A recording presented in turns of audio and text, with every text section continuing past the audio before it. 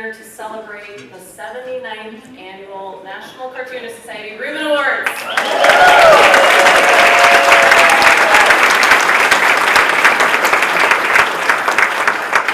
A lot's changed since year one, both in our industry and within our organization, but one thing has been constant, and that is that the NCS is a community of passionate, creative, professional, dedicated people who love what they do and celebrate each other's success, and that's what tonight is all about. So thank you for being here for that.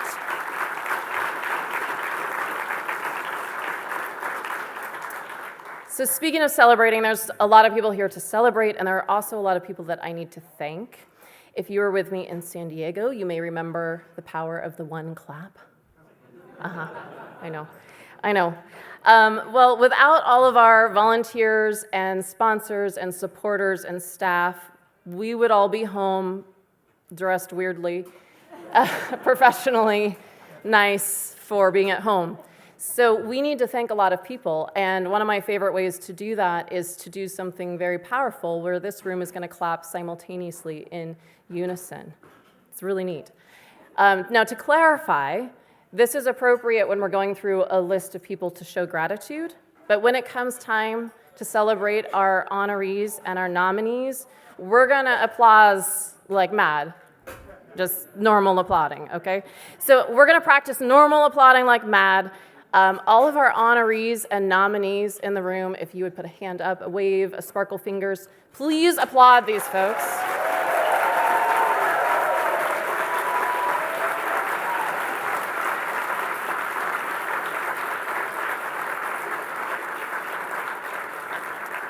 And take a minute to hold in mind those honorees and nominees and peers, friends, loved ones that can't be here with us in Boston tonight. And then a quick side note, if you are an honoree or a nominee, a little instructions for you. When you come up and you're overwhelmed and you're excited, you can adjust the microphone. It picks up your voice really well, but if you are tall or short, you can adjust it. Try to speak clearly so we know what you're saying. And when you're done, you're going to exit this way, because I think you've all noticed there's a banner here and we want to get a photo of you. I'm sure you're all going to forget that. But anyways, I tried. We're going to practice now our powerful one clap. So the way that this works, I'm going to say a name, I'll give a little signal, and you're going to clap. So the first person we're going to practice with is the artist behind the cover for the playbill, and that's Ed Steckley. Ready? Not bad, not bad. All right. Next, we're going to go for the artist behind our Flocking to Boston awesome t-shirts, Greg Cravens. Even better. You guys are good. For the tireless effort it takes to assemble this slideshow and presentation tonight, gathering all these images, and so much work goes into the slides that make it look effortless. There's two people to thank. So the first we want to thank is Bob East and Jason Chatfield.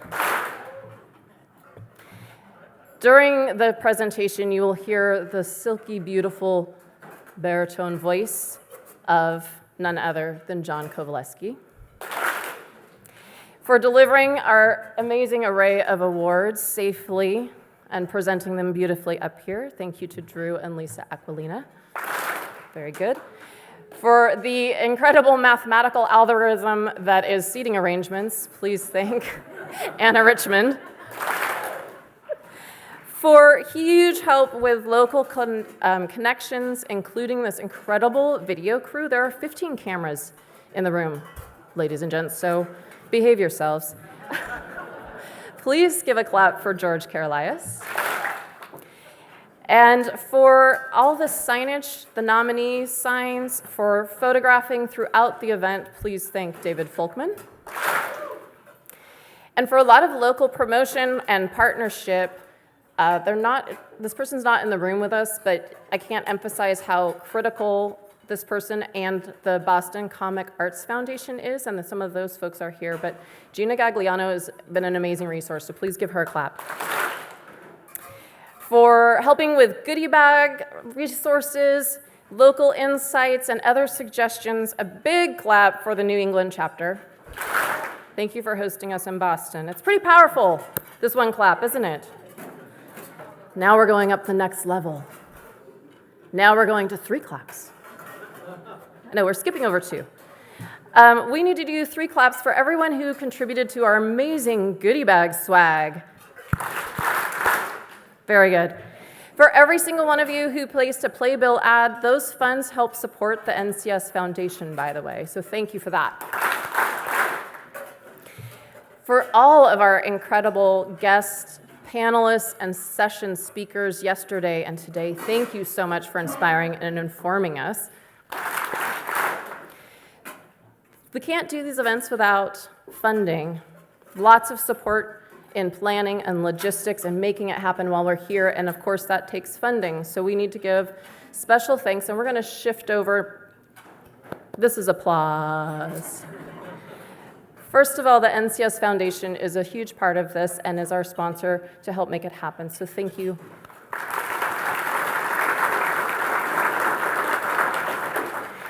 To our very generous friends at Andrews McNeil,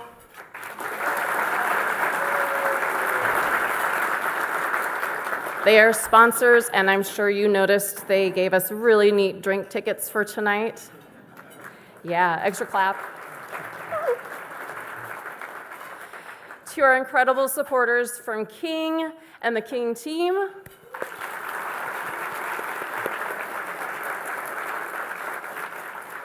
Who not only sponsor, but enable us to have the photo booth both yesterday and today, so you can get those really cool photos you were getting, so thank you so much for that bonus. And to our dear friends at Creators who sponsor us and also take on sponsoring the back cover of the playbill. Thank you very much for your support. We are genuinely so grateful for your support, not only of this event, but all of you work to support the creative people in this room and the industry that we love so dearly. Now we're bringing it back to the theme of community, and I'm gonna make some people stand up, so if you think that might be you, put your silverware down for a hot second. The first people we're gonna ask to stand up and be recognized are very hardworking chapter chairs. So while I talk a bit about them, they can take their time to stand up. These folks are wrangling the regional chapters. That involves all the jurying that helps the divisional awards get determined. And this is hours of work. They also keep things going in their local regions throughout the year with online events, in-person events, activity, outreach, and general caretaking and a good cheer. So please a round of applause to all of our chapter chairs.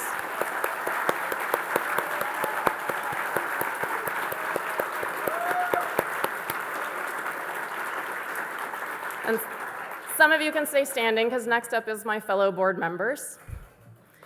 Yes, please applaud them.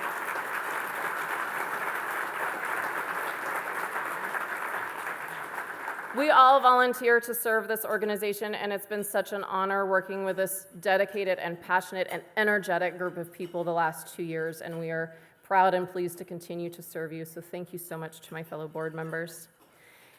Now we got to talk for a moment about the real behind-the-scenes stuff, things like accounting, administration, registration, dues renewals, contracts, and that is all handled by our management firm, AMR. So we've got Jennifer Dickey representing as the owner of AMR.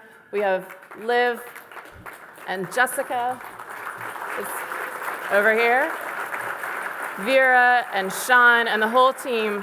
We can't do what we do without their expertise and professional support. Thank you so very much for getting us through and set up over the last 2 years.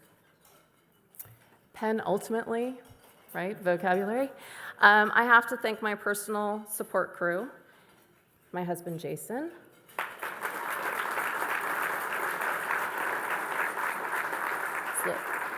Right?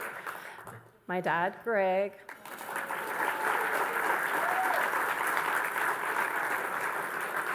Like the world's best boss. And my mom, Betty, who's giving everyone Betty hugs. She's at home. She's totally fine, but the dog ate a peach pit.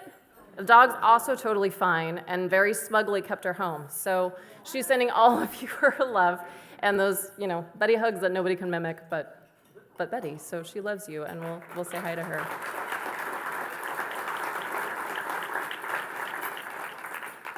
So lastly, and very importantly, thank you. Thank you. Look at the people at your table. Appreciate them for a moment. This is our community. Whether you're an NCS member or not, you're a part of this community, and we so appreciate you, value you in the work that you do, value you, those of you who support us in the work that we do, and can't wait to celebrate tonight. On that note, are you ready to celebrate? Yes! I have one final thing to tell you that is also something to pre-celebrate, and that is next year, if this is our 79th, next year is our 80th. Yeah! And I am excited and proud to tell you, if you hadn't already heard the news, that we will be in Columbus, Ohio next year.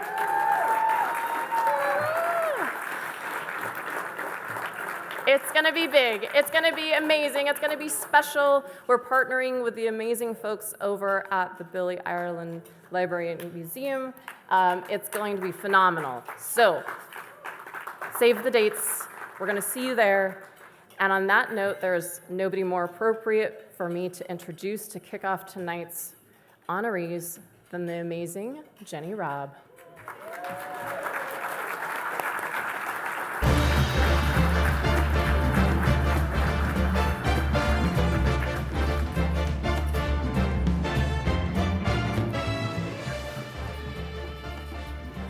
Good evening.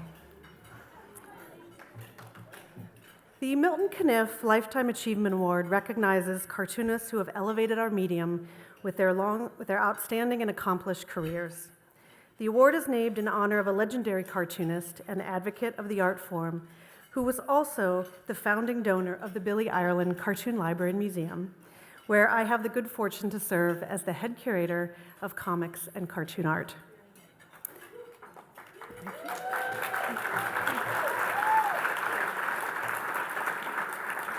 The Caniff Award is one of the highest honors the NCS bestows, and tonight I'm honored to present this award to Art Spiegelman, an artist who has spent his career proving that comics are not just entertainment, they are literature, they are art, they are inspiration, they are meaningful self-expression rendered with ink on paper. When we speak of Art's contributions, of course, his groundbreaking graphic memoir, Mouse, comes immediately to mind, because this work forever changed how the world perceived the comics medium. By choosing mice and cats to tell the story of his parents' experience in the Holocaust, Art made it more universal and proved that comics could tackle the weightiest subjects with profound dignity and devastating power. As Art recently said in an interview, Mouse is, quote, about what it means to dehumanize someone, to project otherness onto them, unquote, and of course, the consequences and suffering that follow. A message that unfortunately remains just as relevant and important today as when the story was first published. Mouse didn't just win a Pulitzer Prize, it paved the way for comics to become the subject of academic study, museum exhibitions, and serious literary and artistic criticism. It showed that panels and speech balloons could carry the full weight and variety of human experience.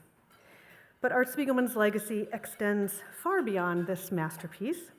He has worked in multiple genres and outlets for a wide range of audiences, creating everything from counterculture underground comics to the gross-out garbage pail kids to iconic editorial covers for The New Yorker.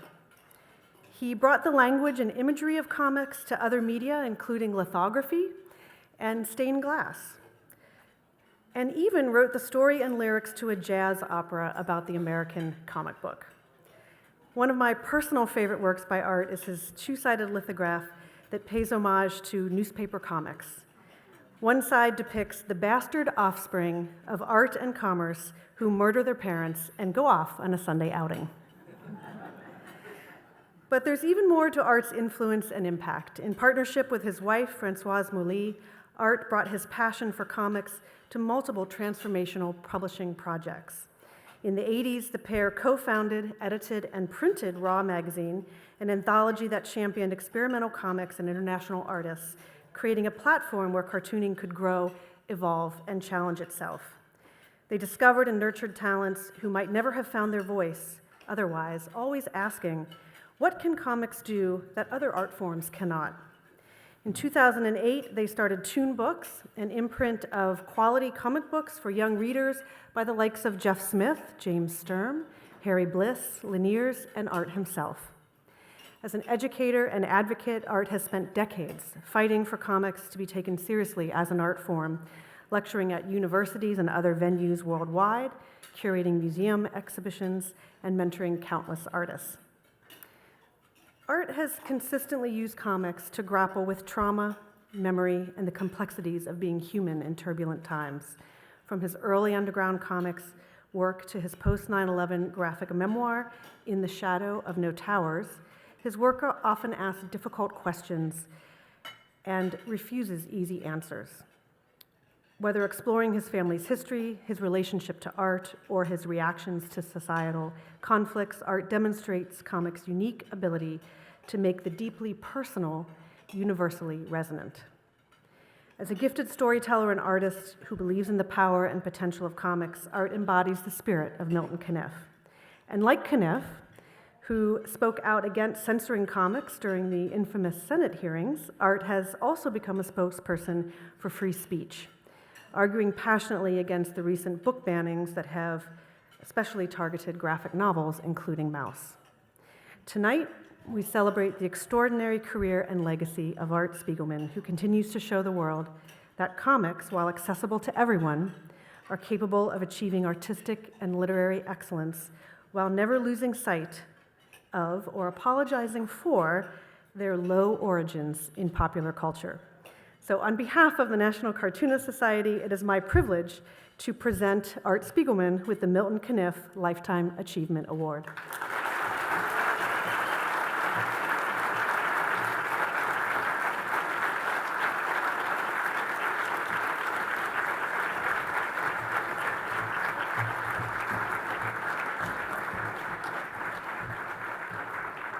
Art asked me to accept. Yeah, we are not Art Spiegelman. But this is a little bit awkward. He sent me an email and said, Ricardo Liniers, you're the only one I trust with... Oh, he sent me one of these too. Because, you know, and did he tell you to wear a vest? He did. He called me and asked me to accept the award. Spiegelman. So, he's famously all about cosplay. Yes. Like that guy, he wasn't part of the presentation, but he's all about cosplay, that guy. But, well, I don't know. I think, you know, it's, I'm happy. You said we could do this thing to the microphone. I'm happy to accept in name of my dear friend Art Spiegelman. It's the National Cartoonists Society. I'm a cartoonist, you're a publisher. It's not the NPS. So I'm very... And it's a good thing John McNeil's not here. Borrow that for a sec. I don't know if everybody saw this today, but President Trump sent a tweet that only Americans could accept awards for other Americans. So if you don't mind. I will accept in the name of my friend Art. I'm from Argentina. So yeah. I've been poisoning the blood of your country for the last 8 years, so I'm very proud of my... I think because of bad puns, I should present. Yeah. Yeah. Dude, I want to say, I think I've earned I slept in Art Spiegelman's bed. Wait. Because it sounds, yeah, I know how it sounds. Francois was not in the bed when neither was Art, I just want to say. But I was house sitting, and they said, Ricardo, are you okay? You can sleep in our bed? And then I spent the whole night like looking up, because you really don't want to drool on a Pulitzer Prize winner, Art Spiegelman's pillow, right? So I think I earned so I want to... I hate to one-up you. I slept in the guest bed too, but with Art and Francois. And the next day, she did cancel my subscription to The New Yorker. How do we... Are you Jewish?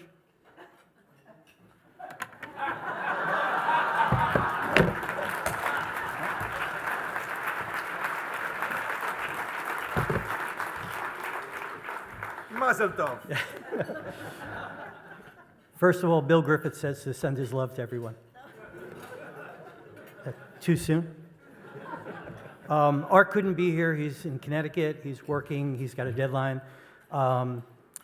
He wanted me to quote Groucho Marx, who said he didn't want to belong to any club that would have someone like him as a member. So as much as he hasn't been a member of the NCS, he really is appreciative of this award.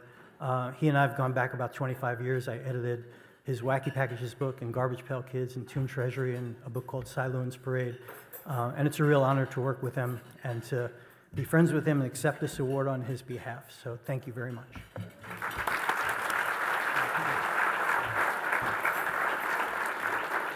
And I just want a little story. He came to Argentina many years ago, and we did like a presentation with Art. And it was like 2,000 people there. They were like, he blew up everyone's minds in Buenos Aires. And I remember, telling him that when I was 19, I crossed paths with Mouse, and I read that book, and I went like, oh, it just blew my mind. It broke my heart. It was the most amazing thing I've ever read. And then I went like, oh, I want another book like this one.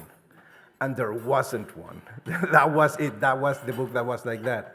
And then I told him this story, and he said like, well, Ricardo, I feel kind of I opened this door of, this kind of new version of the graphic novel, of the way of publishing or anything. And then I really didn't pass again, because then I just didn't do another book like Mouse.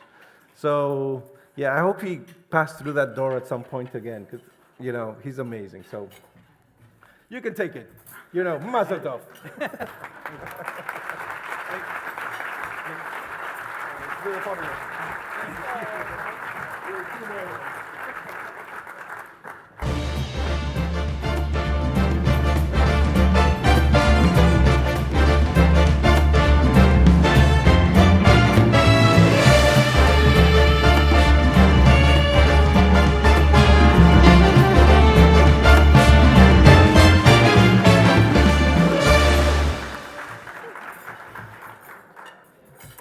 The Medal of Honor is given to those deserving of special recognition for not only career excellence, but enduring contributions to the art of cartooning.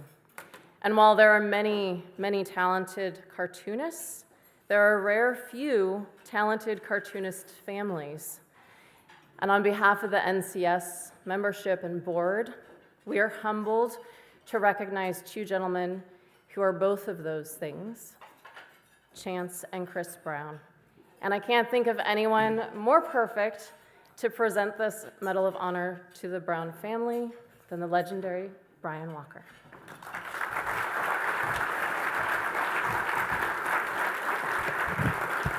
Thank you. This is a family story. It started with two wonderful people, Joan and Dick Brown, who married in 1942. Bobby came along in 1948, and Chris followed in 1952. They moved from New Jersey to Wilton, Connecticut in 1957. Sally, born in 1956, arrived from Hong Kong in 1961. Drawing and creativity was always encouraged. Their vacations were spent in Florida. They started Brown Creative in 1976 and moved to Florida. Mort and Dick were the odd couple of cartooning. They were partners on High and Lois for 35 years. Chris and Bob, now Chance, helped their dad in their studio. Hagar the Horrible began in 1973. It soon became one of the top-selling strips in the business. Chris was a warm, loving person. Early in his career, he experimented with many different strip ideas, that were published in Playboy magazine. This one was unpublished. He also sold cartoons to the National Lampoon, Esquire, and the New Yorker. He married Carol in 1989. His first solo strip was syndicated by Universal Press in 1993, and he sold Raising Duncan to United in 2000. He took over Hagar the Horrible after Dick died in 1989. The 20th anniversary was celebrated in 1993. Here are some classic Hagar Sunday pages by Chris from the 1990s. The inking was done by Dick Hodgins. Chris continued many of the themes that Dick had established over the years. The strip revolves around the love between Hagar and Helga. Chris and Carol moved to South Dakota in 2007. His children's book was published in 2014. The following are some pages from Chris's sketchbooks, which he posted on his blog. A cute stegosaurus. Dinosaurs were a favorite subject. He did wonderful watercolors, spaceships, family adventures, and a drawing of his sister Sally's pig, Oscar. Chris passed away in 2023. Dick did this drawing of Bobby as a cowboy in the 1950s. That's him with his mom in the 1960s. Rachel was born in 1985. Robin was next in 1987. And Zoe arrived in 1992. Chance and Deb, who married in 1984, did an amazing job raising these three girls. Chance and Deb ran an art gallery in Milton during the 1990s. Chance was an accomplished artist in multiple mediums: watercolors, landscapes. He was also a talented blues musician and a fun guy to hang out with. We did this mock-up of his studio for an exhibit in 2008. His tools of the trade. He called the Gillette 170 the singing sword of cartooning. He took over High and Lois after Dick died. This is a King promo photo of the extended Walker Brown clan in 1993. It's the High and Lois team with my brother Greg. Chance did special art for book covers, a map of his hometown, and a special 50th anniversary page in 2004. The Disney lawyers made us pull this story. So Chance retaliated with this unpublished strip.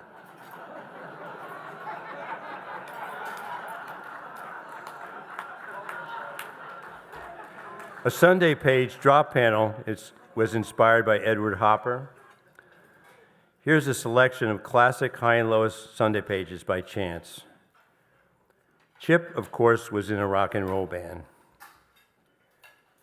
This was a Father's Day page, one of my favorites. And we always celebrated Christmas. Chance was also a deep thinker. This is a drawing he did for the NCS fundraiser for the St. Jude's Children's Hospital, an NCS newsletter, a Reuben ad. Deb was the love of his life. He did this card for their 34th anniversary. Chance and Zoe, Chance and Rachel, Robin's wedding in 2023, a family dinner out on the town. Chance passed away in 2024. Dick Brown won 2 Reubens and 6 Division Awards for his work on High and Lois and Hagar the Horrible. Chance and Chris were important contributors to this legacy. It is very appropriate for them to be recognized for their career achievements tonight. Let me invite the Brown family to the stage to present them the Medal of Honor Award. Thank you.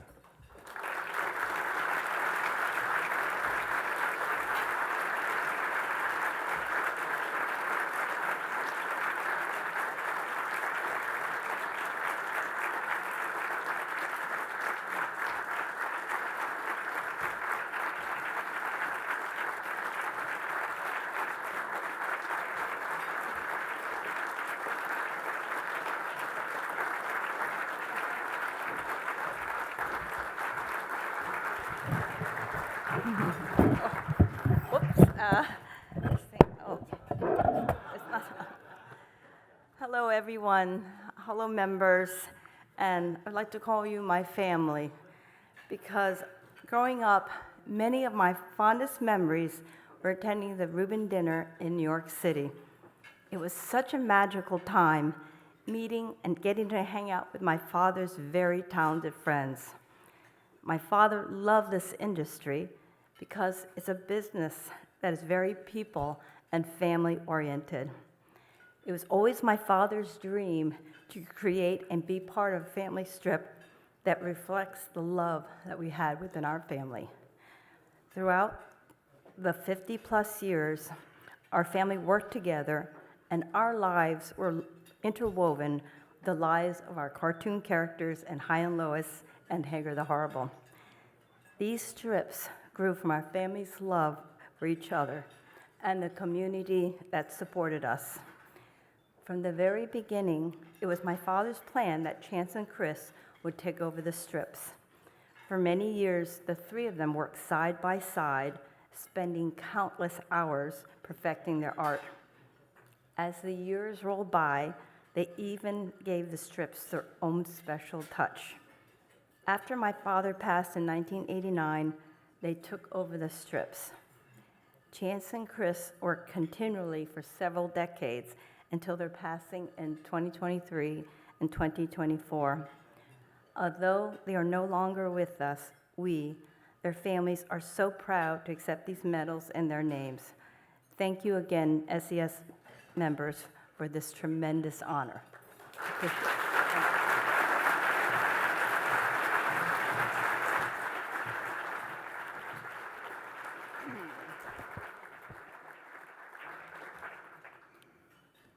Thank you, dear Brian, for your eloquent and heartfelt tribute to Chris and Chance.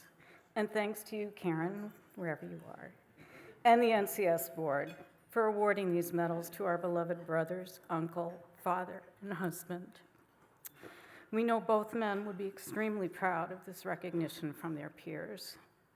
As their immediate family, we're so proud to accept the honors on their behalf. We remain in awe of their massive talents, keenly aware of the legacy they continued from their father, the legendary Dick Brown, and excited to be keeping the family's legacy going forward.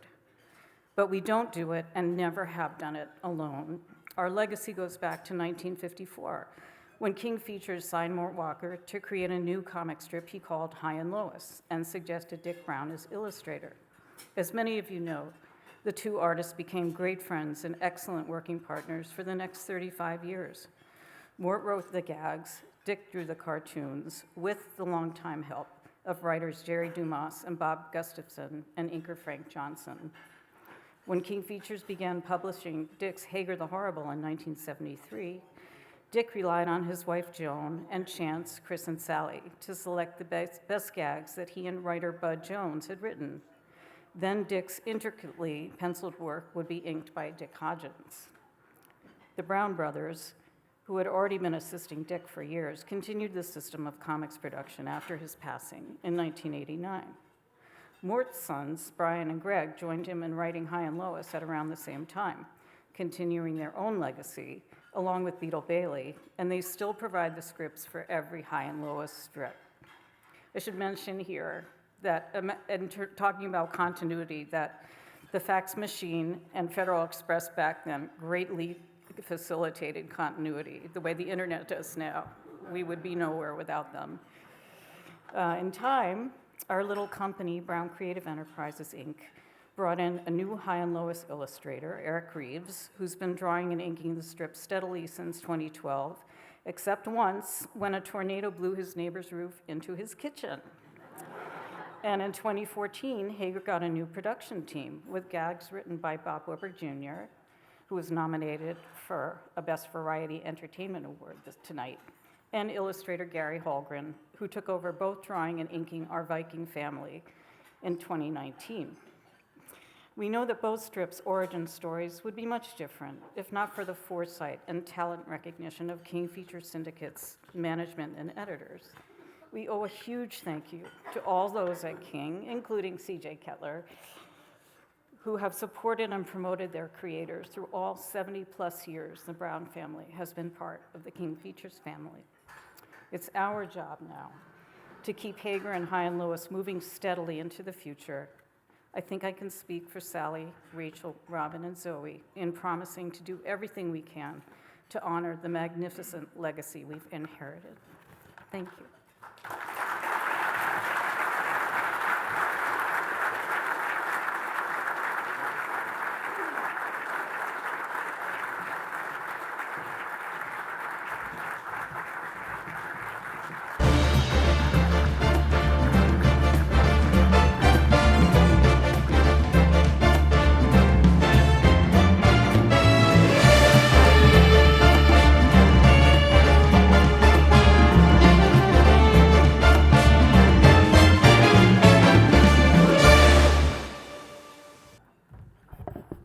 Good evening. It's an absolute honor to be here tonight on behalf of King Features to present one of the National Cartoonists Society's most esteemed honors, the Segar Award. I'm standing here presenting this award in the tradition of past leaders of King Features like Joe D'Angelo and Rocky Shepard.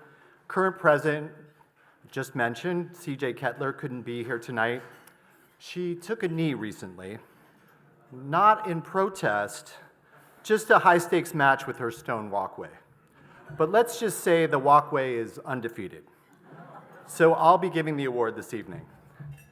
Named for the brilliant creator of Popeye, this award recognizes the cartoonist whose work made a unique and outstanding contribution to the profession.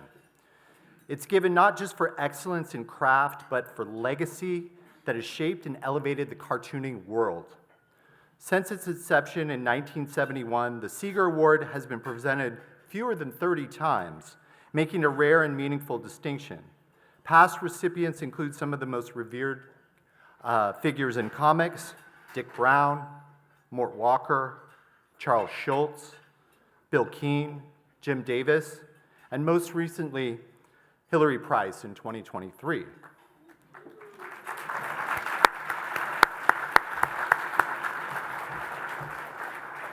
Tonight, we're thrilled to add another legendary name to that list. There is no one more fitting for this recognition than the incomparable Cy Berry.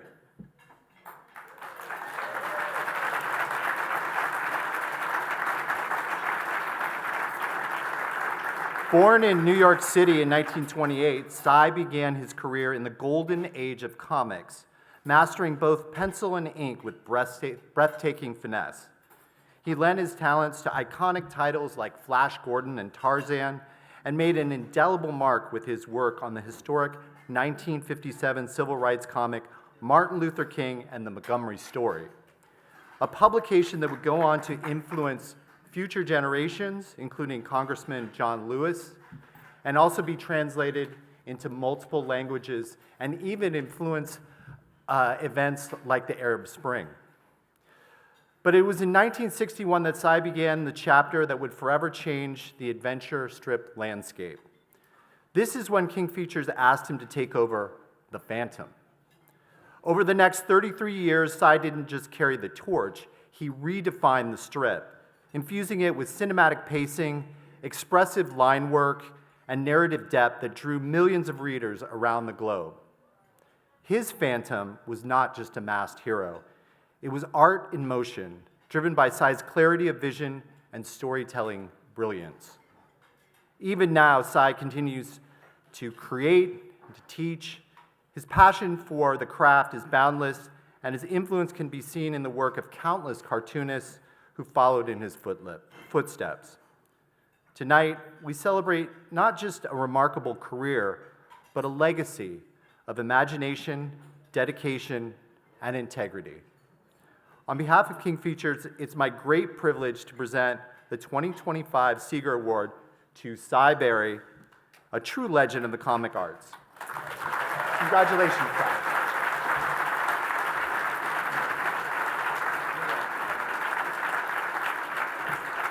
This is also one of the heaviest awards.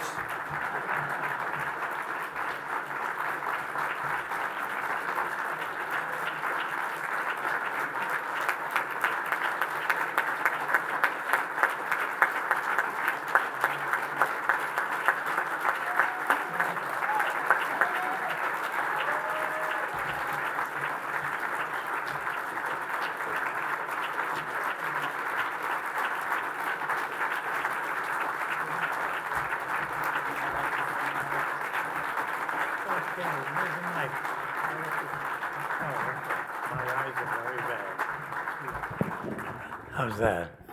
Well, hi everyone. I want to welcome you, and I'm very appreciative that you all came for my benefit. And I'm delighted to be here, all of you. And I want to thank NCS and King Features for having presented me and asked me to be here. And this award is, I'm so deeply grateful for it. I did sign up with comics back in 1945, and I worked with some of the best, and some of them, not so good. And I did work with guys like Carmine Infantino, Joe Giella. I think many of you know him. Incidentally, Joe Giella and another dear friend, Al Scaduto, were very classmates of mine at an art school. It was called School of Industrial Art. And we were really wild and woolly kids. I really feel like I'm in my hometown. I feel so grateful to be here and to see all of you, and so many of you know my work, and I can't tell you how delighted I am to have my family here as well. It's just an enormous occasion for me, and in my final years, I'm just so deeply grateful to everyone for recognizing me and being so warm to me. And I had no idea that I had so many people that knew me. I know, when you're sitting at a drawing board all your life, and you're working by yourself or you're working with another artist, you don't really know what's going on out there. It isn't until I retired that I realized that, my goodness, I was told how many readers there were of my strip, and the amount of fans throughout the world, in Scandinavia and India and England and Australia and New Zealand. It was so incredible to me. And I was able to travel to Scandinavia and to Australia twice, and I received such warm receptions, but it was nothing like this. Really, this is the greatest part of my life. And in these final years, I'm so appreciative that I've been recognized. It took 30 years, but I want to thank you all for being here, and I do realize that these awards are for more people than me. I do realize that.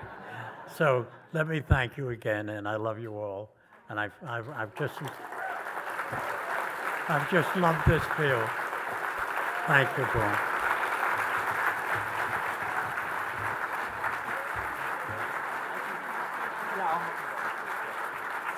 We're gonna go this way. Okay, thank you.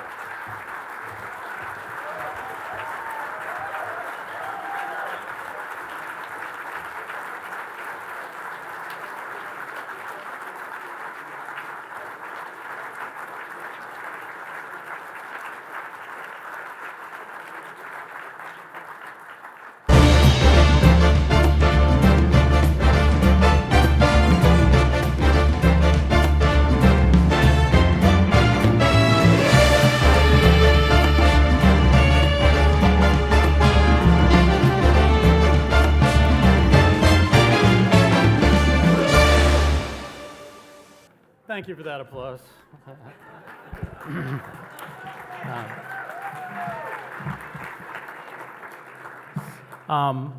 Earlier, I pulled out a piece of paper out of my pocket, and it was the speech I gave at my daughter's wedding. I wore this suit back in October, but I'm not going to give that speech tonight. I'm here to give the Silver T-Square Award to a really deserving member. It's lovely to be back in Boston to celebrate this amazing art form of ours, to highlight and reward exceptional work, and to congratulate each other on a job well done. The National Cartoonists Society exists because of the hard work of its volunteers, fellow cartoonists who devote their time and resources to making this organization and its functions the best that it could possibly be. Tonight, we're honoring one of those exceptional exceptional volunteers. The Silver T-Square is awarded by unanimous vote of the NCS Board of Directors to persons who demonstrate outstanding dedication to service of the society and its profession. It's my privilege to be asked to present this award to my friend and colleague, John Kowaleski.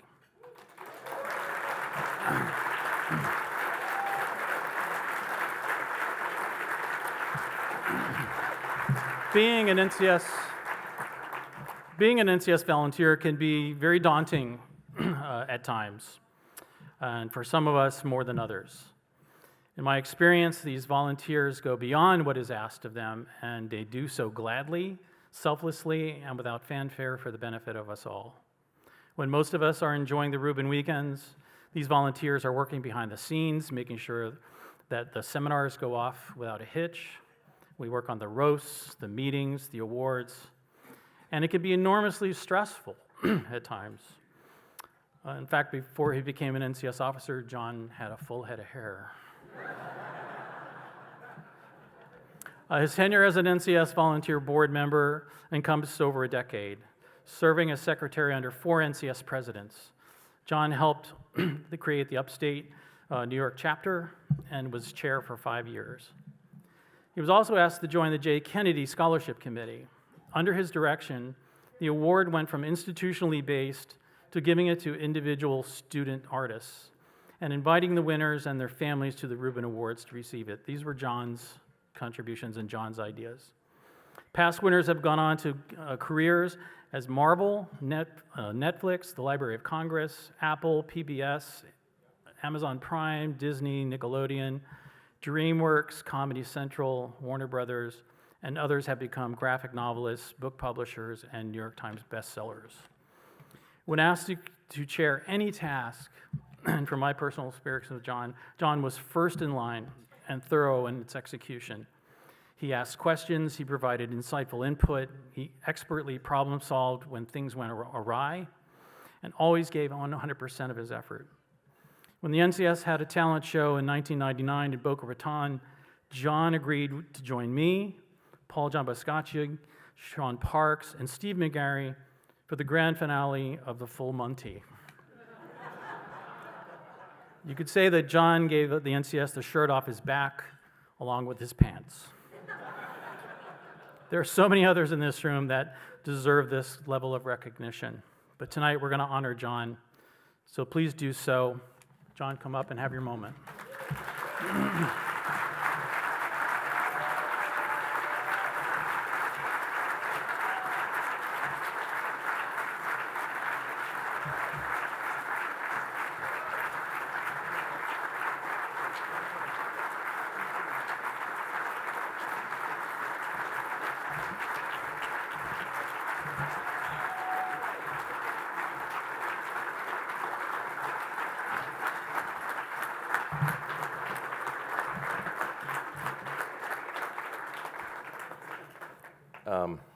I'm going to drop this in about, there we go.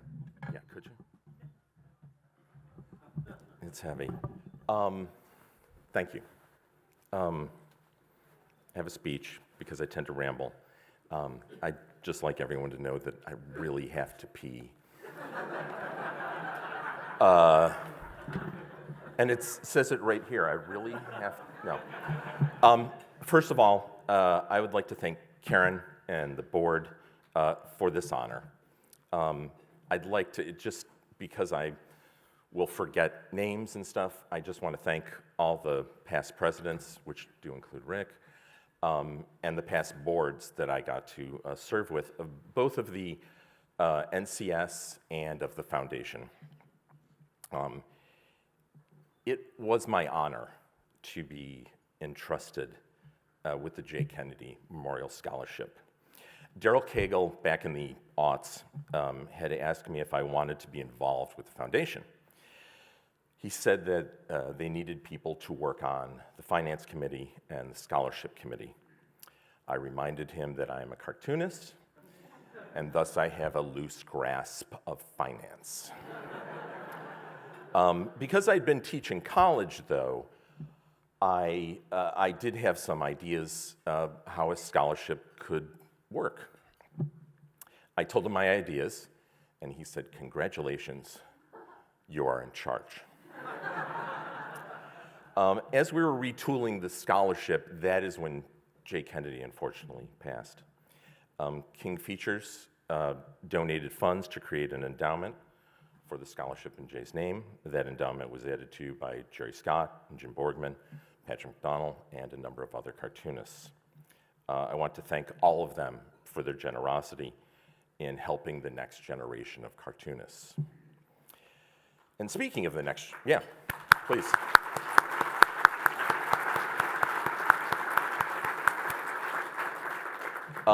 Speaking of the next generation of cartoonists, as the juries can attest, with the scholarship, the quality of the work we saw was generally amazing. We would look at it and go, these people will come and take our jobs. But we could see that our profession was in very good hands as it moved into the future. And every year, it was a tough choice to pick a winner, but that was a really good problem to have. Once, as the chair of the thing, once it got whittled down, it got even more fun because I got to talk to our few finalists on the phone, because they'd send in samples, they had sent in a little bit of writing to tell us how they felt about cartooning, how they felt it could, what their plans were for the future, and to talk to them about their work and their hopes and dreams was really wonderful. When the jury would decide who our winner would be in any given year, I got to call that person and tell them they had won. What I hadn't considered was this was a lot like being a game show host.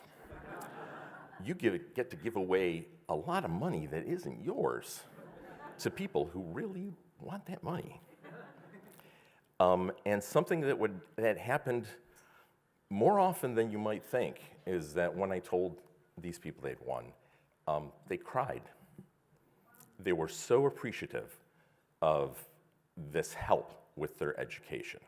Even though their work was amazing, and as Rick said, for the people who have done so much, they were going to do that anyway. But they were so glad for that. The other part of the scholarship in those years was also bringing those winners to the Reubens. And so I'd like to thank all of you for being so open and welcoming with them. They all found it incredibly inspiring to meet professional cartoonists, and that help was really immeasurable to them. And finally, to finish up, because I have to go pee, you have to go pee, everyone's got to go pee. I was talking to somebody today, and I said, I've got this ending in my speech, and there's a chance I'll cry, and I'm going to try not to, but I'm a little teary, and I just want you to know that. Just hearing everyone else's stories. When you join the NCS, you're hoping to meet your heroes. But the really important part, because we all work on our own, is that you meet your colleagues who then become your friends, who then become your family. And I would like to thank you for being my family. Thank you very much.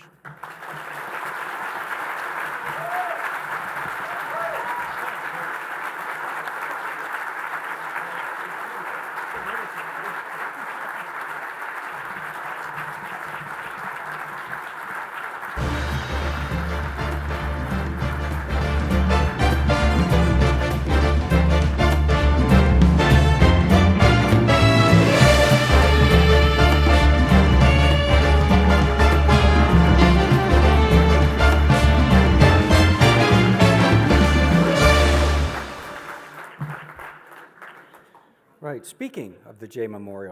Kennedy Memorial Scholarship,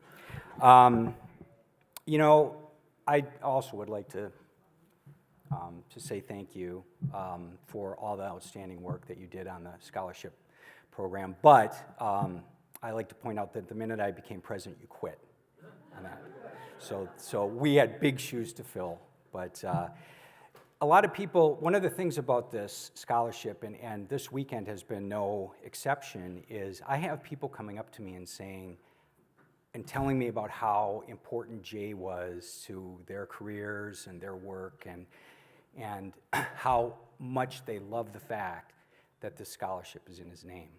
And I couldn't agree more, and it's really the privilege of the foundation to be able to give these scholarships out in Jay's name every year. In fact, we love it so much we give out 2 this year. But it is a tough process because the work is so incredible, and just, you know, there's so many students out there that are doing such incredible stuff that we wish we could give away 10 or 20. But this year we have 2 very, very deserving winners, and they are Abby McCloggin and Samantha Hayek. This is Abby.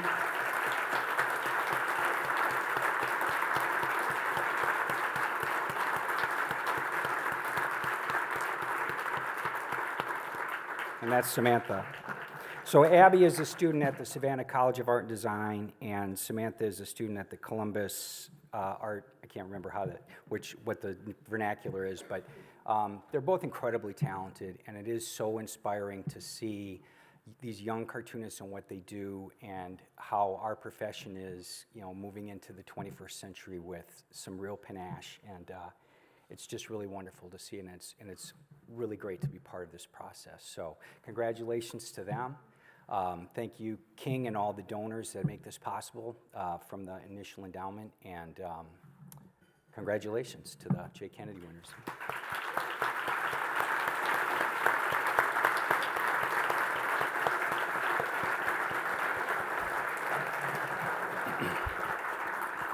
So, as Karen so eloquently said at the beginning of our event tonight, this is a community of people, and we're here to celebrate each other and our successes. Now it's time to say goodbye to some of the folks that we did lose this year that were part of our family.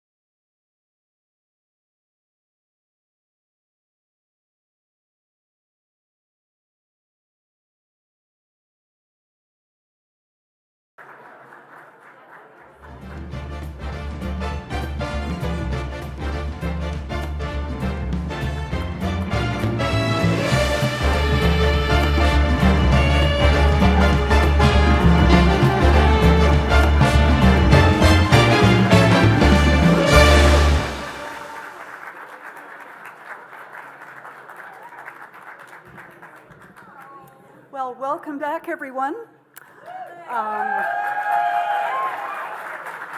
I'm not ready yet, but these spotlights make me feel as though I'm being drawn to the light.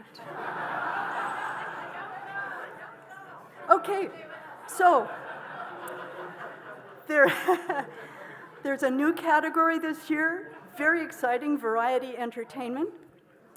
And the nominees are, I have to open this first. Chuck Dillon, Okay. Patrick Merrill, and Bob Weber Jr. and Scott Underwood. And the winner is Bob Weber Jr. and Scott Underwood.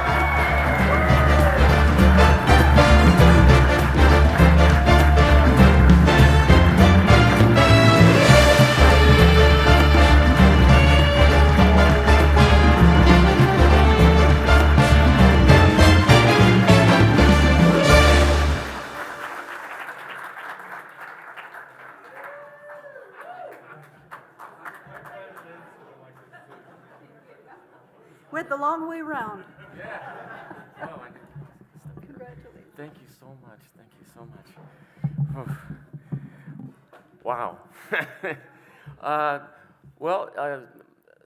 Scott Underwood, my comic strip partner, and I were really honored to share this nomination with Chuck Dillon and Patrick Merrill. And I want to thank all of the NCS members for this. Really appreciate it. And I also want to thank the late Billy Yates, who was comics editor at King Features in 1987, when he brought my comic strip into syndication, so about 38 years ago. It's hard to believe. But thank you so much for this. I really, really appreciate it. Thank you.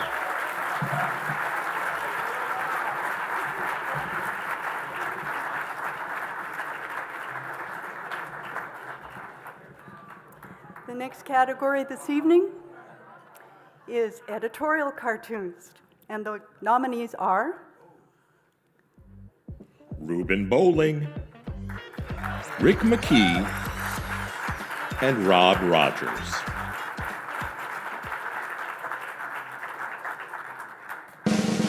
And the winner is Rick McKee.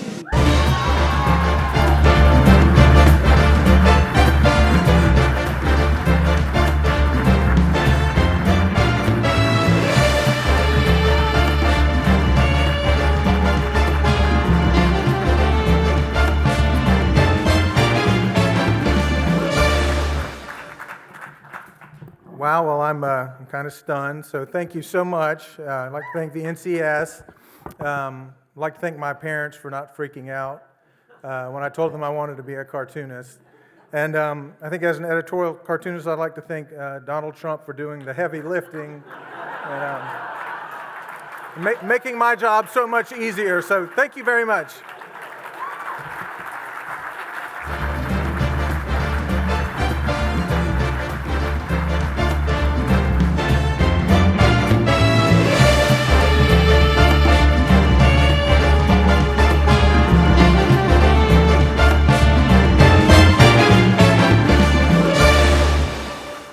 Wow.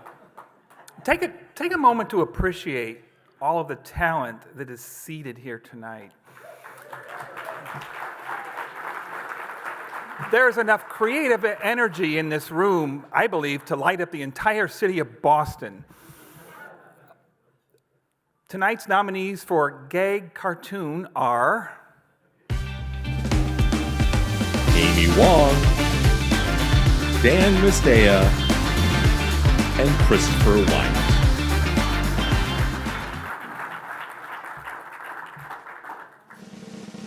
And the winner is Christopher Wyant.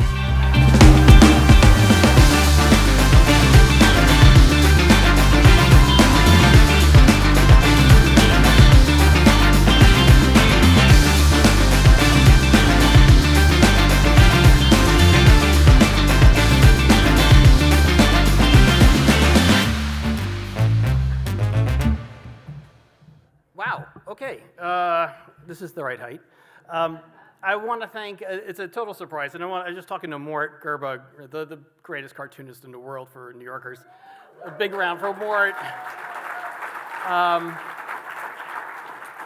Thank you to all of the NCS members. You know, it's incredibly exciting to be recognized by the people who you admire most. And so thank you to all of you. And I want to thank my family, my daughters, and especially my wife, who 30 some odd years ago, almost, when I was in advertising and said I want to be a cartoonist, she said, I'll still marry you. So thank you very much.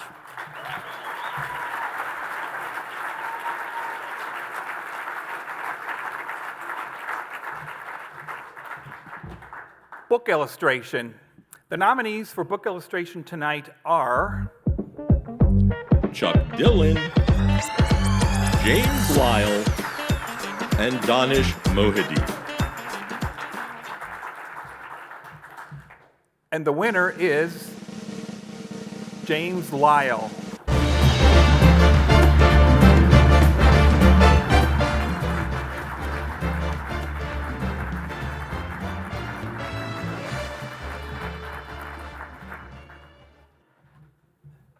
James isn't here. We accept on his behalf.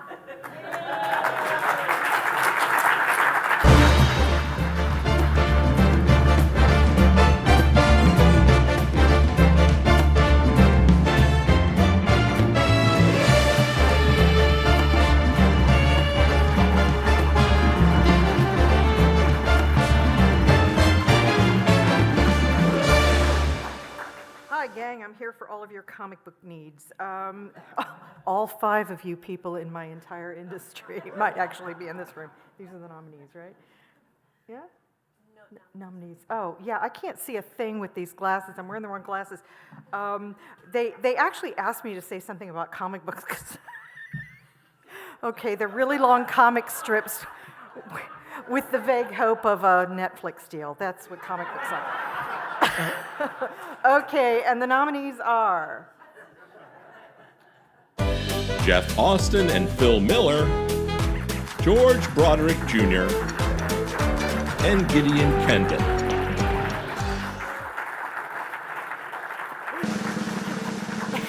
And the winner is, something stupid to figure out for myself, I have to turn around and ask that lady. And the winner is Gideon Kendall.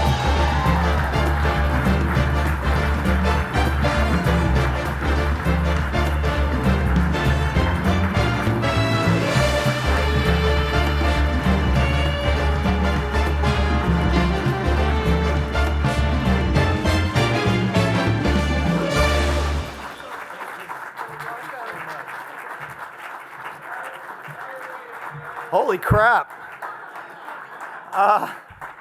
Wow. You know, some people say when they win something, they say like that they're humbled. I don't know, my ego's going through the roof right now. But here's to the other nominees, and I'd like to thank especially Eric Powell and Lucky Yates for letting me draw their incredibly hilarious book, and to Dark Horse for publishing it. And I also want to thank my wife for letting me stay up late and work so many hours for almost no money. And thank you all to NCS and all of you. I'm so happy to be a part of this community. So thank you.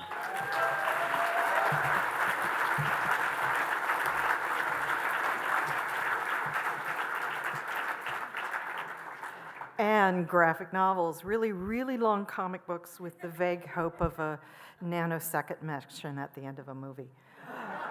Okay, and the nominees are Jay Fosgitt, Menu Larsenet, and Lei Yen Fan. The winner is Jay Fosgitt, who is here to accept by video. Hey, NCS Awards, it's Jay Fosgitt with Bodie Troll, who evidently won the nomination for graphic novel. And I'm very proud of this, and I would like to thank the NCS. I would like to thank all of the other nominees. I would especially love to pay a quick tribute to Dave Coverley and Greg Evans, who have been my gurus of cartooning and fantastic friends for, in Greg's case, 30 years, and in Dave's case, almost 20. So this is the only award I've ever been nominated for and ever won. When I got into comics. I've been in comics for almost 20 years, so that's really saying something, and I'm extremely proud of it because all my heroes came through the NCS, and they and all you guys still, burning the midnight ink are the reason I do what I do. And I'm very thankful to you and thankful for this award. Really appreciate it. And lastly, I would like to thank my friend Jay Jaycott and Jason Hedgecock, both of whom helped me get this book out in very specific ways, and they're fantastic friends, and Jim Henson for all the inspiration and heart that he has put into me, into my work throughout my life. Means everything. So thank you guys for this award. I'm extremely proud of it. Thank you, Bodie. And have fun, guys.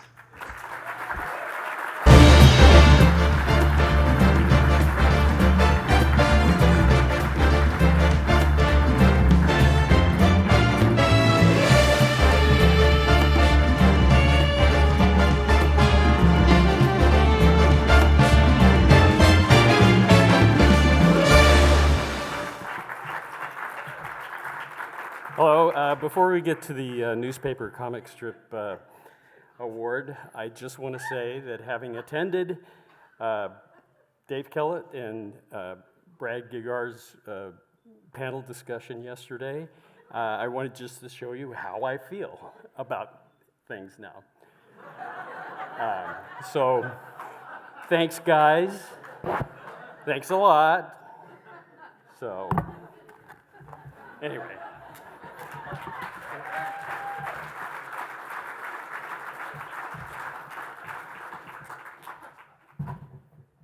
Okay, newspaper comic strip award, and the nominees are Steve Kelly and Jeff Parker, Dana Simpson, and Ricardo Linier's Siri.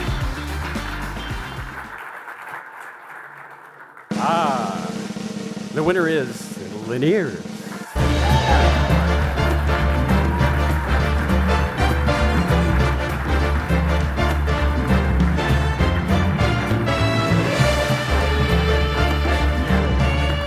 Please sit down.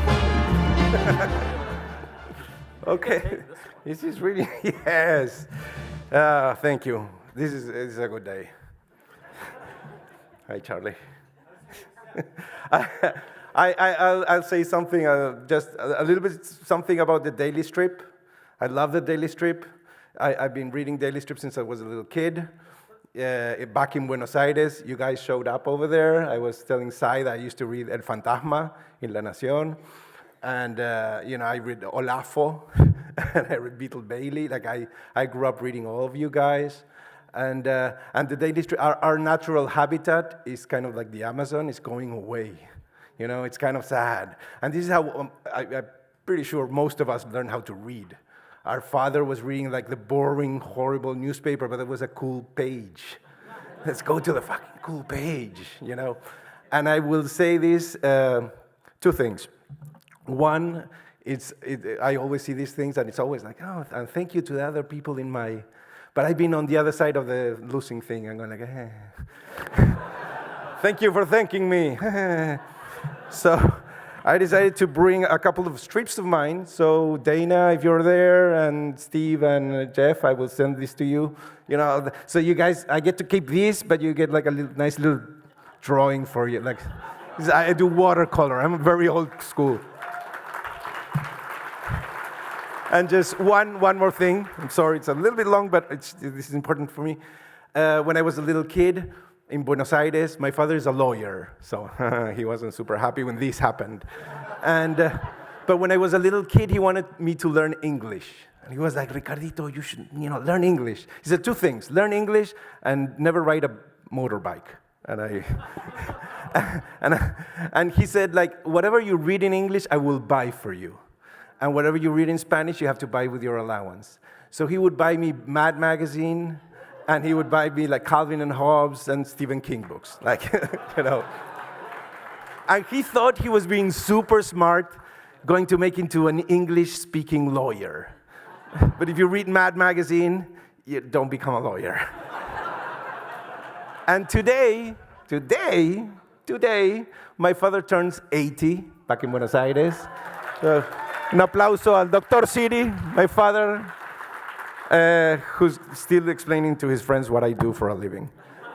Dana, if you want to come, you can get to pick. Thank you.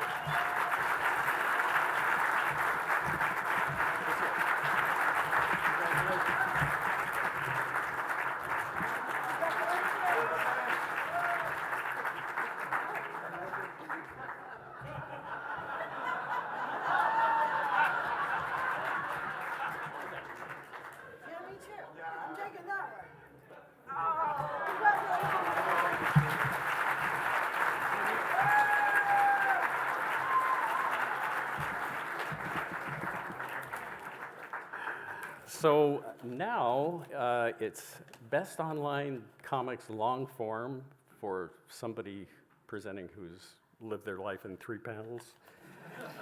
I don't really have any idea what that's like. Anyway, but we have been online for a long time, and I looked it up on the Internet Wayback Machine, and it kicked me over to the way back machine. So the nominees are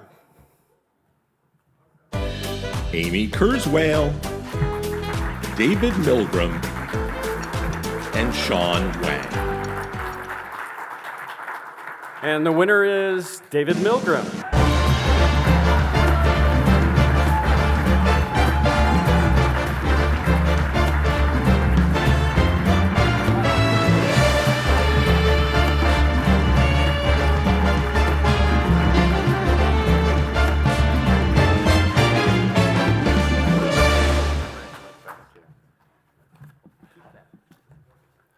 God, I am overwhelmed, stunned, and a little terrified being up here. But luckily, I can't see you because the lights are in my eyes. If you read what I do, you'll know I'm pretty much a mess and really could use the encouragement. So thank you so much. This will last a week, maybe 2.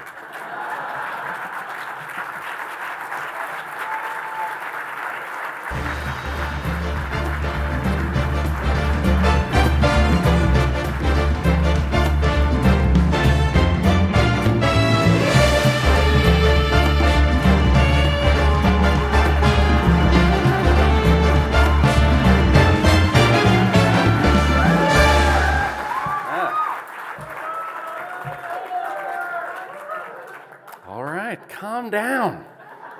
It's not going to be that good. I can help it, and I will. It's an honor to present this. I've never actually presented an award before. I was nominated for. It was an honor to be nominated for this last year, mainly because all of my favorite cartoonists, really, who I really looked up to, have either won or been nominated in this particular category. And one of them, we all came here to Boston 14 years ago to celebrate. Someone who I honestly consider to be a rare genius. The word genius gets thrown around a lot, I know. People say genius, is Nick Galifianakis a genius? Possibly attractive man in his 50s with weirdly shaped calves in need of a dentist. But a genius? No. I think the thing that really struck me when I came to the hotel was I looked across at the Fairmont Copley Plaza where we all were in 2011, And we celebrated the Cartoonist of the Year that year, who won this category hands down every time he was nominated, and that was the inimitable Richard Thompson.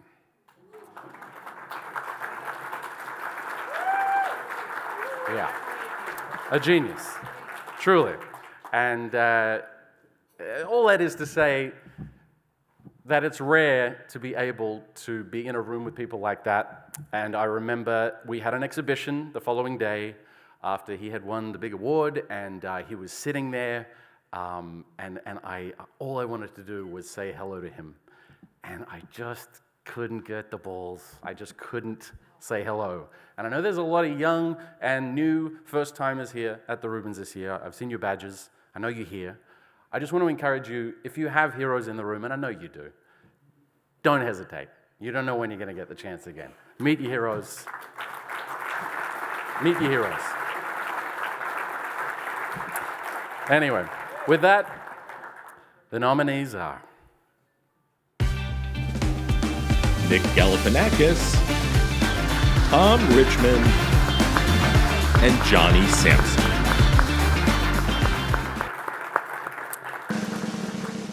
And thank you very much. The winner is... Don't be Nick, don't be Nick, don't be Nick, don't be Nick. Fuck. Nick Galifianakis.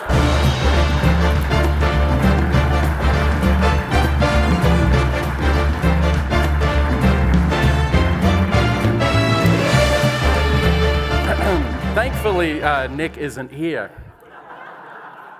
But unfortunately, he has sent a video acceptance speech.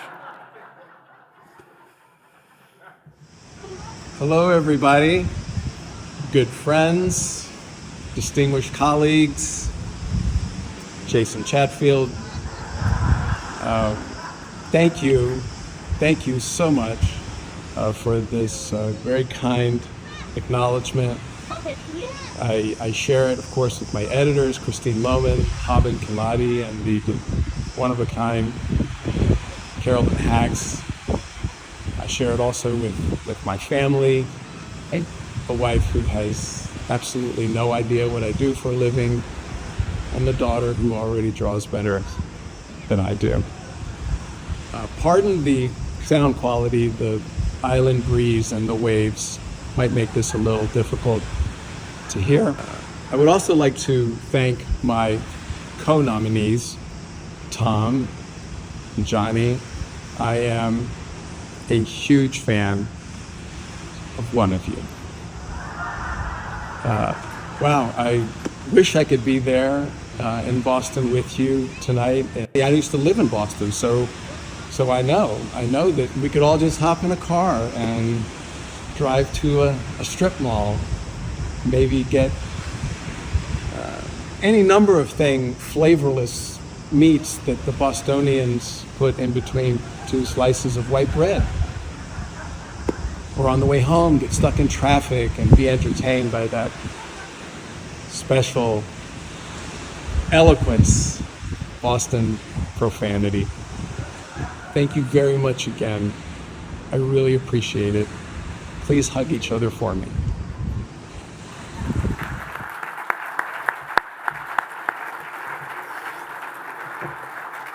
Do you have the other envelope? All right. Best advertising illustration. I've been an advertising illustrator. I'm a guppy. I'm a baby in this particular category. Mort Goberg has had longer phone calls than I've been in advertising illustration.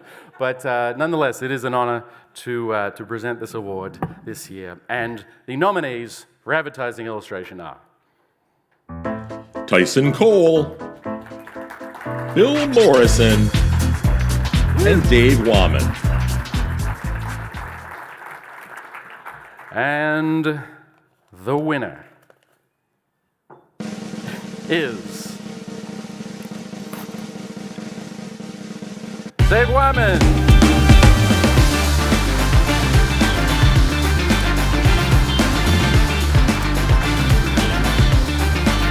Unfortunately, Dave also is not here. He's with Nick on an island or something. So I will accept this on his behalf. Thank you very much. Thank you.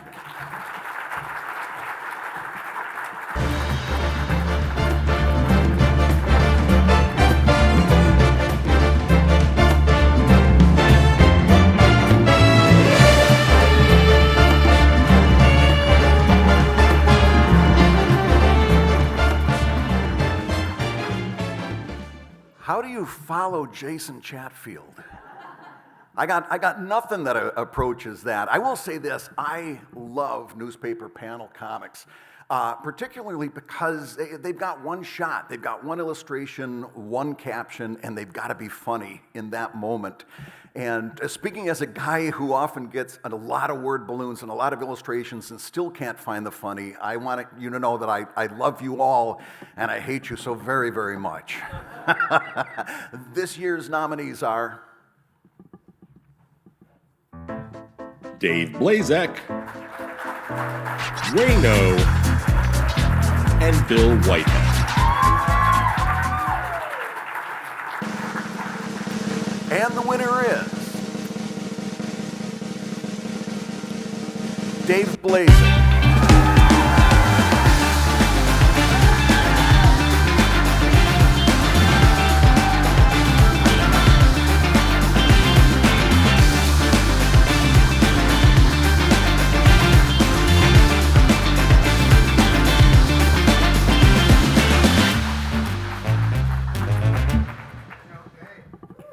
Wait till he has hand surgery and start handing him heavy stuff. I don't have a speech, I just like white paper. Let me get this opened. I misunderstood the assignment when I got ready to come to Boston and ate an extraordinary amount of beans. That air quality alert earlier this week, that was on me. I apologize. But if Canada's sending wildfire smoke this way, I'm sending something back up to... I'm really, truly am humbled and grateful, and it's gratifying to know that determination and ink and paper and beer, still a wonderful cocktail for success, though not such a great as an actual cocktail. Trust me, I've done that research. So many people to thank. I'd like to thank my syndicate, Andrews McNeil, even if the only reason they took me on was because they were involved with the witness protection program. My first year, I had to wear a mustache, fake mustache through the whole year. So my editors, Rachel and Clint, who, as I understand, have leveraged reading my stuff into increased mental health benefits. So that's really nice. I'd like to salute my fellow nominees, Bill Whitehead, who parlayed an inner ear problem to writing all his captions slanted. For us, that's a bug. For him, it's a feature. My spirit brother, cartooning brother, Wayno. Where are you, Wayno?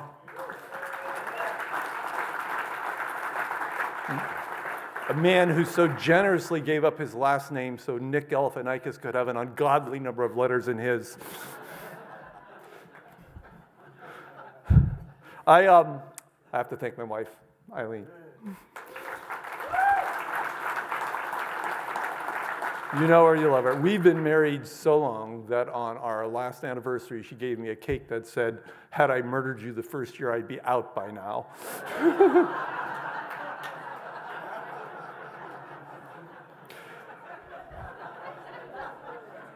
Man, am I in trouble. Finally, and this is a true story. When I began Loose Parts, I was working at the papers in Philadelphia. I was working for the Philadelphia Daily News and the Inquirer. I took a train into the city every day, and I would walk to the office. I was walking down the street one day, and Loose Parts had just kind of was in its fledgling years, and I see a homeless guy slumped over against the wall. It's really a true story, and he's got a newspaper. And as I get closer, he's got the newspaper open, and he's got it open to the comic section. And as I get closer, I see he's vomited on my comic. So, on the spectrum of reactions to my work, this is much better. Thank you all.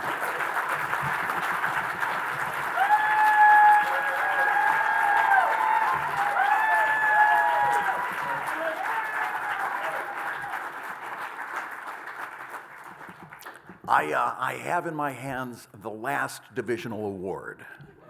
That was my best Karnak. Karnak was a bit that Johnny Carson did about 20 years ago. This category is close to my heart. It's online comics short form, and these are people that have a short form comic, obviously, but they don't have like a home on the funny pages. They've got to kind of earn their keep on social media and other platforms every day. The person that reads the Tuesday comic might not have read the Monday comic. They might not know a whole lot about you, and yet they've got to make you laugh. And oh man, the three nominees are three of the best. The nominees are Sarah Anderson, Jen Bateman, and Reza Farizman. And the winner is Reza Farizman.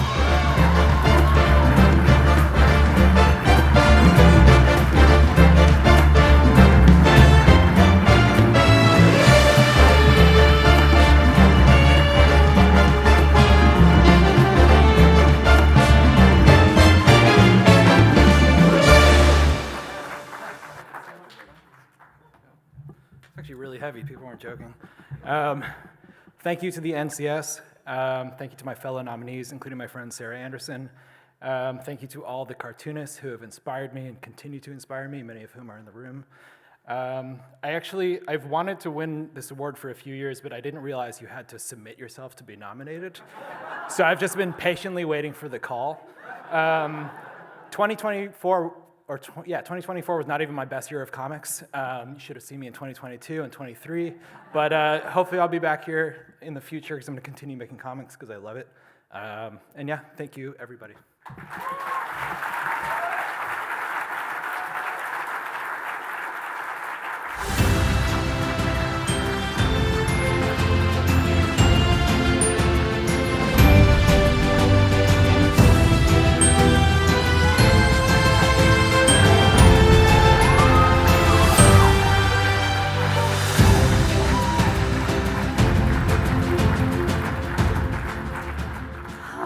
What a rich evening, everyone. I have been so moved by the speeches. Tonight, I'm going to share a secret with all of you. I'm really only supposed to tell the recipient of the Reuben, but here it is. If you twist the ink pot on the top of the Reuben Award 3 times, Lynn Johnson, you know this. I'm just going to tell him. So if you twist it 3 times, counterclockwise, a year's worth of cartoon ideas fall out of the bottom.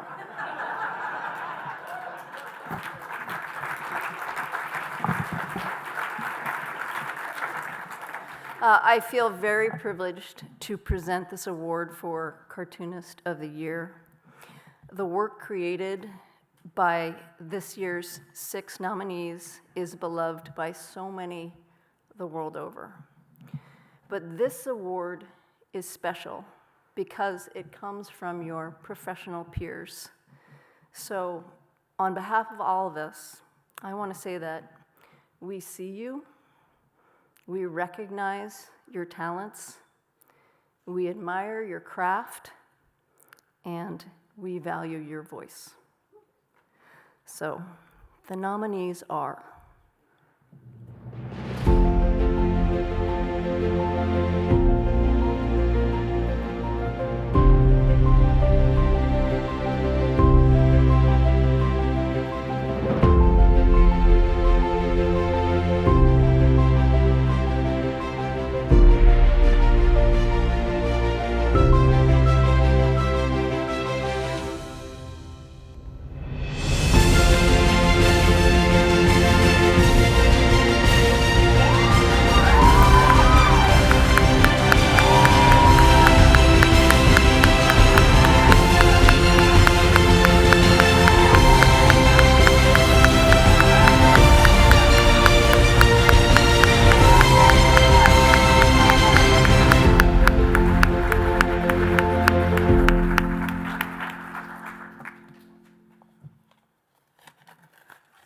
And so the winner is Perfect for Boston, Mark Parisi.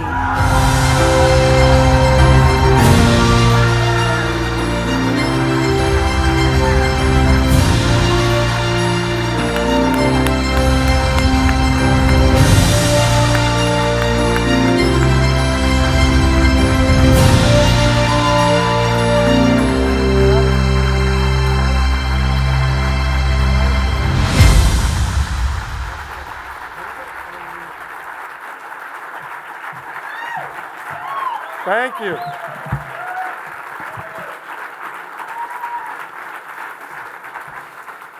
Wow, wow.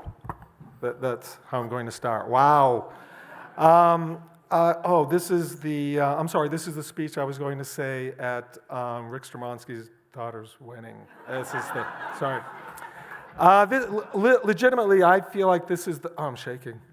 This is the best trophy in the world, I think. Like, it's better than the, look at it, better than the Oscar, better than the Heisman Trophy. Maybe the leg lamp is close, but I feel like this is not working.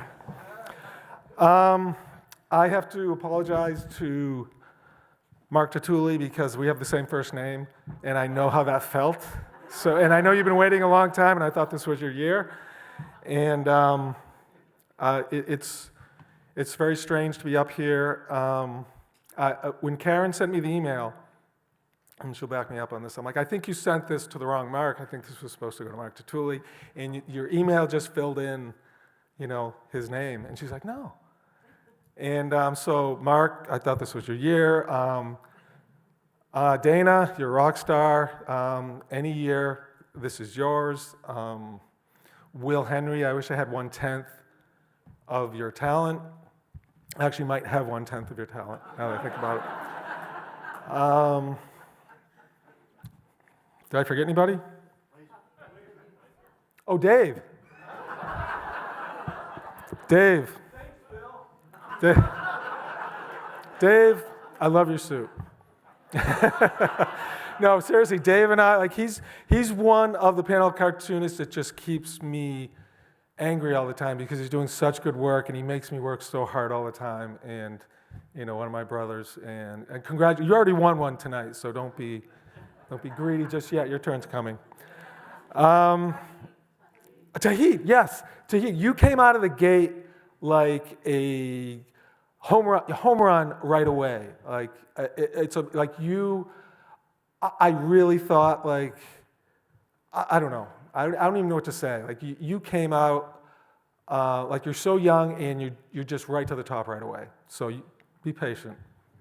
I've been, I don't have many years left. So let's see. I feel like a fraud up here a little bit, but I know I'm not the only person who got more votes than he deserved. No? All right, I didn't think I was going to say that, and I said, I'm sorry, I regret it instantly. So, but when I come here, and people have said it to me, I know everyone has to pee and everyone wants to go get drinks, but be patient. When I come here, it is, and people have said it to me, really, I can't see a single face up here. But people have said it to me, I come here because it's family. Like, I don't come here for this or that. These are my people. These are the people I connect with. I'll meet someone and I feel like I've known them for my whole life. And that's how I feel when I come here. When I first came, I was like, these are my people. This is where I fit in. This is where I feel comfortable. And I first joined in 1991, and I have been to every single Reuben's since 1991, no matter where it was, no matter how much it cost, not because of anything other than the people that are in the room. And I think everyone who comes agrees with that sentiment. There was one that I missed, and it was 1994, and it was because my daughter was born on that weekend, that exact weekend. That's what it took for me not to come. And, I should FaceTime her right now, but no.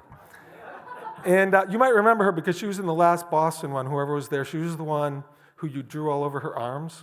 She had, like, She got in the Boston Globe because she had like all your drawings all over her arms. And the full circle of it is that she is now a mother. And so she's got this 2-year-old adorable grandson. Oh, I can't even tell you. And so she sent me, she took the birthing class, as you do, and she sent me pictures, and it was my cartoons. She's like, look at this, these are your cartoons being shown. And I thought that was funny, but then I thought about it a little more, and it was like, no, those cartoons are about you. Those are cartoons I did when you were in utero, when you were being born. So that blew my mind, that full circle, that she's in birthing class looking at it herself up there. Oh, I have to also say that Andrews McNeil, you've done nothing. Oh, you've done nothing but welcome me and be like the most. Every single person there makes me feel like the most important person. And I know I'm not, moneymaker, but you really, like every single person since I've been there is just, seriously, I can't say enough about how welcoming you are. I mean, it really means a lot to me. Let's see, I just have a few more things here. I should also thank, I'd be remiss if I didn't thank Lynn. Some of you know my ex, Lynn, and she was on the journey with me for this. And Erin, thank you for all your support and when I bounce ideas off you all the time. And I also want to thank my cat, Percy, who died recently. And some of you might know that I occasionally do cat cartoons. I don't know if you've noticed, and so I wish I could take this home and put it on the floor so he could rub against it. He would have loved that. And I've been asked, where do you get your sense of humor? Because I'm not up here because of my drawing skills. I know that. And so my mother who died last year, I wish she was here to see this, and my daughter-in-law said, what do you think she would say? And then she answered it right away. She would say, it's about time. And that's exactly what she would say, because it would be like, what took so long? Why didn't you win? And so that kind of support and that kind of just complete confidence, like do whatever you want to do, and I support you. I know everyone doesn't have that, and I know how lucky I am and how grateful I am to have had that, and I don't think I would be here if she wasn't that way. But let me tell you a little story, and then that's it, and you can all go pee and drink and buy a $30 drink or whatever you want to do. And when I was kind of taking care of my mother during the last 10 years or so of her life, and there was one moment where she's having by the way, I told this at her